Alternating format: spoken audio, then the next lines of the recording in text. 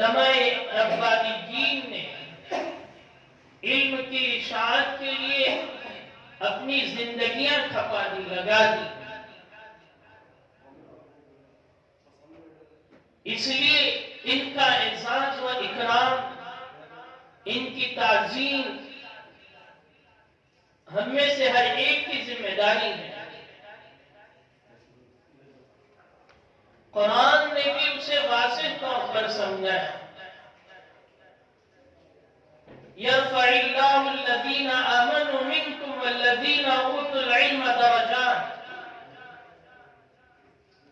علماء کی تعظیم اور عزت اور اکرام پر قرآن خود مجھے اور آپ کو ترغیب دے رہا ہے کہ اللہ رب العزت دنیا اور آخرت میں مومنین میں سے وہ بندے جو اطاعت گزار ہیں،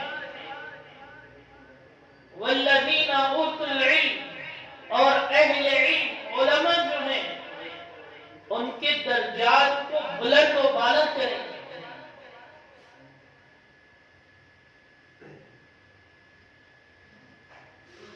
اور دوسری جگہ خدائے پروردگار نے فرمایا،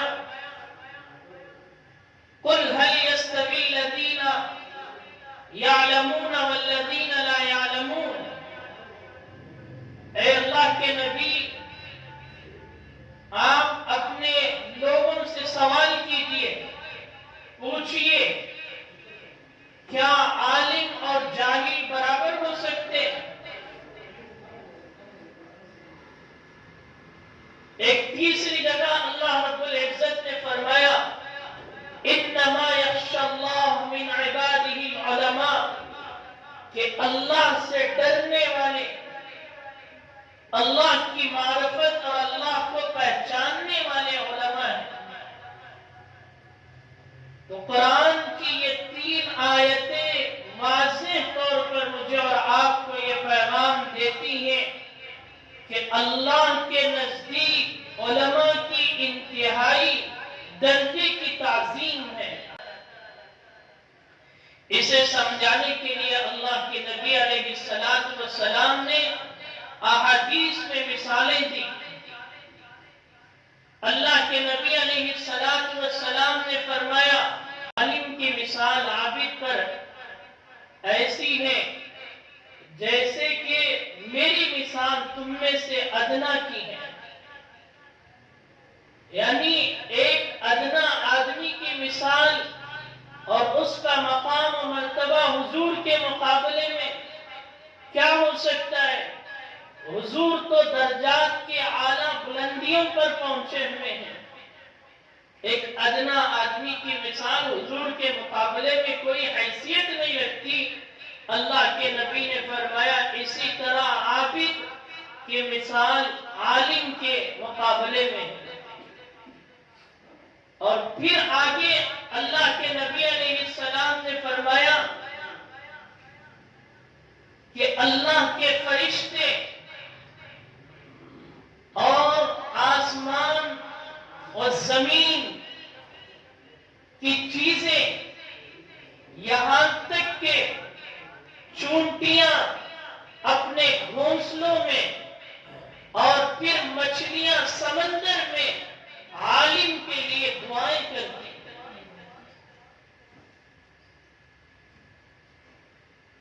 کیا مقام ہے اس انسان کا جو اللہ کی نبی کی تعلیم کو حاصل کرے اور خدا کی تعلیم کو اپنائے. اور دوسری حدیث میں اللہ کے نبی علیہ السلام نے ارشاد فرمایا، علماء انبیاء کے وارث ہیں اور انبیاء دینار اور درہم نہیں چھوڑتے، اپنی وراثت میں وہ علم کو چھوڑتے ہیں. اور جو آدمی علم کو حاصل کر لیا اس نے اپنا بہترین حصہ پا لیا. تو اس حدیث سے بھی معلوم ہوا کہ وراثت جو ہوتی ہے وہ اصل میں دراہم اور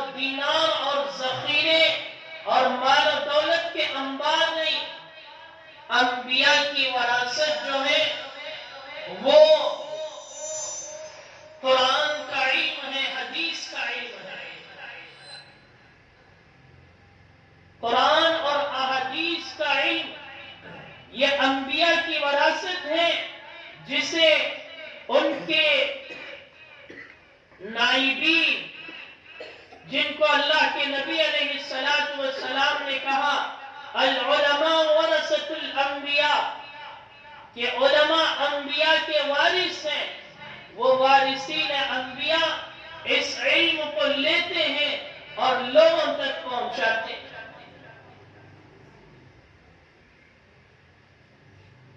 یہ دو حدیثیں اللہ کے نبی علیہ السلام نے امت کو سمجھانے کے لیے اور اپنے علماء کی تعظیم اور ان کا اکرام امت کے ذہن میں اور دل و دماغ میں بٹھانے کے لیے قرآن اور احادیث کے ذریعے یہ باتیں سمجھائی ہیں۔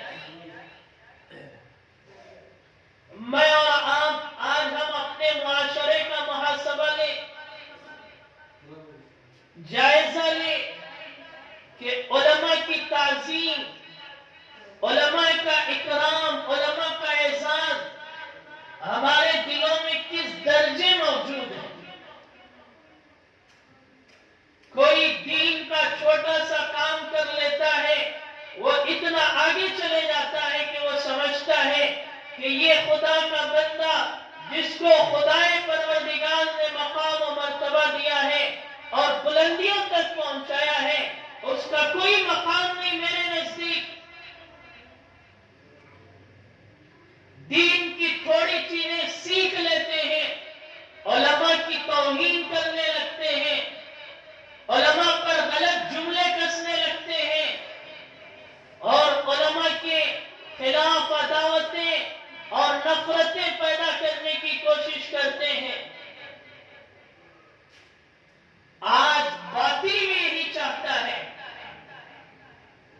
کہ اگر دنیا میں الہاد پیدا کرنا ہے، مسلمانوں کے دلوں سے ایمان کو نکالنا ہے، کفر کو ان کے دلوں میں بٹھانا ہے، تو امت مسلمہ کو علماء سے دور کیا جائے، ان کے درمیان تفریق ڈالی جائے، ان کے ساتھ مل بیٹھ کر کچھ چیزیں سیکھنے اور باتیں کرنے کی مواقع ان کے لیے میسر نہ کیا جائے، علماء سے عوام کو دور رکھا جائے۔ ایک طرف اللہ کے نبی نے علماء کی تعظیم پر احادیث بیان فرمائے، تو دوسری طرف علماء کی تعظیم نہ کرنے والوں پر، علماء کی توہین کرنے والوں پر وعیدیں اللہ کے نبی علیہ السلام نے ارشاد فرمائی ہے۔ حضور علیہ السلام نے فرمایا کہ جو علماء کی توہین کرتے ہیں، علماء کے خلاف عداوتیں اور دشمنی رکھتے ہیں،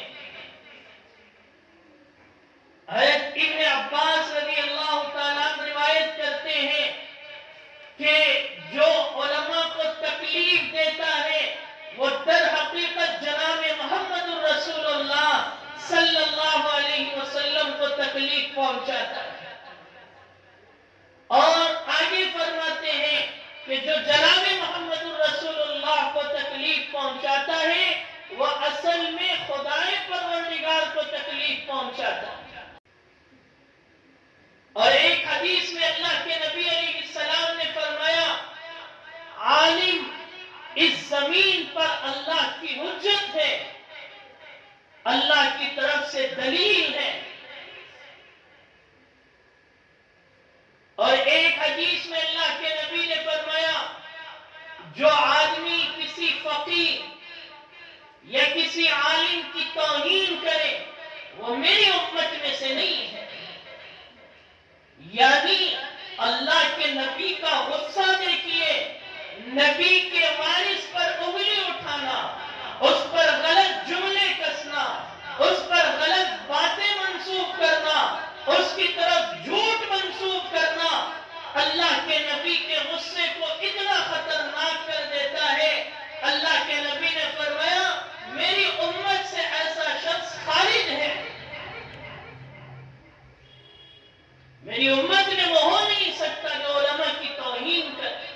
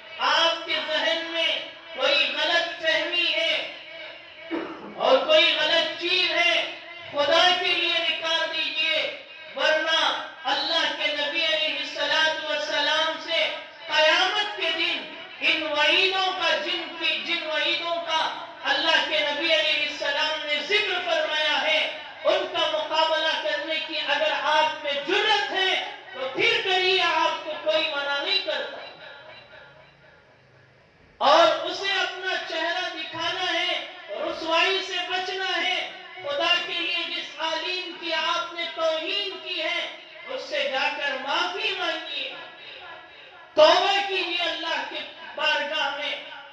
جب تک کوئی غلطی کسی انسان سے، کسی دوسرے انسان کے تعلق سے، زبان سے یا اپنے کردار سے، عمل سے ہوتی ہے، اللہ بھی اس وقت تک معاف نہیں کرتا جب تک کہ وہ بندہ اس سے معافی نہ مانگ لے. آپ سوچیں گے کہ میں تو اللہ سے توبہ استغفار کروں گا، اللہ کہے گا جس بندے کو تو نے تکلیف پہنچائی ہے، اس کے دل میں جو تو نے آنچ لگائی ہے، اس آنچ کو بجھا کر میرے پاس آ. اس نے معاف کر دیا تو میں نے بھی تجھے معاف کر دیا. دارالعلوم کا فتویٰ بھی ہے، اس نے بھی لکھا ہے کہ علماء کا مقام و مرتبہ شریعت کی نگاہ میں اتنا اہمیت کا حامل ہے. انہوں نے لکھا جو کسی عالم کے بارے میں، ایسا عالم جو بتاتا ہو کہ شریعت یہ کہتی ہے اور شریعت کے مطابق یہ چیزیں ہیں، اور وہ ان شریعت والی چیزوں کے تعلق سے عالم کے کہنے کے باوجود اسے مذاق اڑاتا ہے، تو اس کا یہ مذاق اڑانا اسے کفر تک پہنچا دیتا ہے. دینی مجالس جب بھی علماء کی لگے، قرآن کی تفسیریں ہوں، احادیث کی تشریحات ہو، ہم اپنی زندگی کا قیمتی سرمایہ سمجھیں، اپنے سارے اوقات کو ختم کر دیں اور ان کی مجلسوں میں بیٹھ کر قرآن سمجھنے کو اور احادیث سمجھنے کو اپنی سعادت سمجھیں.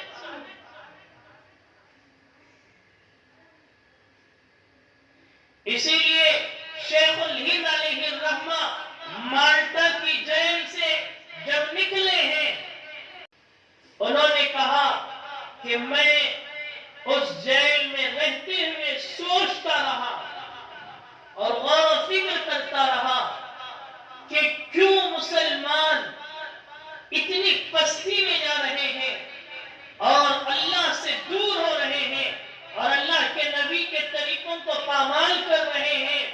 تو مجھے جیل میں سوچتے ہوئے، فکر کرتے ہوئے دو باتیں سمجھ میں آئی. ایک بات تو یہ سمجھ میں آئی کہ مسلمان قرآن سے دور ہیں، اور مسلمان میں بھی دو طبقے ہیں، ایک بچوں کا طبقہ ہے اور ایک بڑوں کا طبقہ ہے. ان میں بچے بھی قرآن سے دور ہیں، بڑے بھی قرآن سے دور ہیں. تو اس جیل سے آنے کے بعد شیخ الہند نے یہ تحریک چلائی کہ ہر مسجد اور ہر گھر مکتب کا گہوارہ بنے، کہ طلبہ وہاں بیٹھ کر قرآن سیکھیں، قرآن پڑھیں اور قرآن صحیح تلفظ کے ساتھ ادا کریں تاکہ قرآن سے محبت پیدا ہو. تو انہوں نے مسجد میں مکاتب کا نظام بنایا. لوگ آج گھروں میں جا کر قرآن پڑھاتے ہیں. مسجدیں اللہ کا گھر ہے، اسلامی شاعر ہیں، اللہ کی پہچان یہاں پر ہوتی ہے. اسکول میں کیا تو ایسی جرات کر سکتا ہے؟ اس کی ناقدری کرتا ہے. اسکول کی تعلیم کے لیے تیرے اندر اتنی تعظیم کہ بچوں کو خود نیند سے اٹھتا ہے، فجر چھوڑتا ہے، بیدار ہوتا ہے اور بچی کو تیار کرتا ہے، پیشاب پاخانہ کراتا ہے اور اسکول لے جاتا ہے. اور جب قرآن جیسی مقدس تعلیم کا تجھے کہا جائے تو تو اپنے بچوں کو ایک عالم حافظ کو بلا کر اپنے گھر میں اسے پڑھاتا ہے. ایک تو گھر میں پڑھانے سے عورتیں ہوتی ہیں، اس کی بے پردگی، کوئی گناہ میں لگ جائے تو علماء کی بدنامی،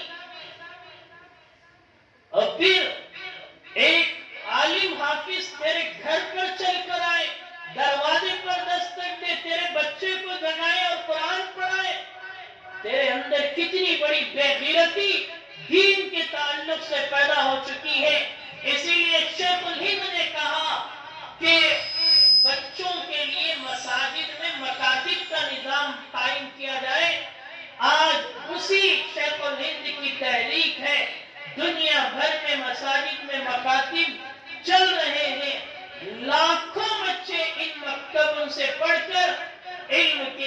دین کی حفاظت کرتے ہوئے نظر آ رہے ہیں۔ اور دوسری چیز شیخ الہند نے فرمایا کہ مساجد میں، مسجدوں میں، ہر مسجد میں ہفتے واری یا روزانہ تفسیر کا نظام بنایا جائے۔ جو مرد حضرات ہیں وہ بھی قرآن سے اپنا تعلق پیدا کریں۔ ہم اپنی مسجدوں میں یہ کام کرتے ہوئے نظر نہیں آتے۔ قرآن سے نزدیک کرنا ہے تو قرآن کو سمجھنا پڑے گا، قرآن کی اہمیت کو اپنے دل و دماغ میں بٹھانا پڑے گا۔ تو میں نے آپ سے کہا کہ علماء کی تعظیم اپنے لیے سعادت سمجھے، اپنے ذخیرے آخرت کا سودا سمجھیے۔ ان کی مجلسوں میں بیٹھیے، ان کی تعظیم کیجیے، ان کا اکرام کیجیے،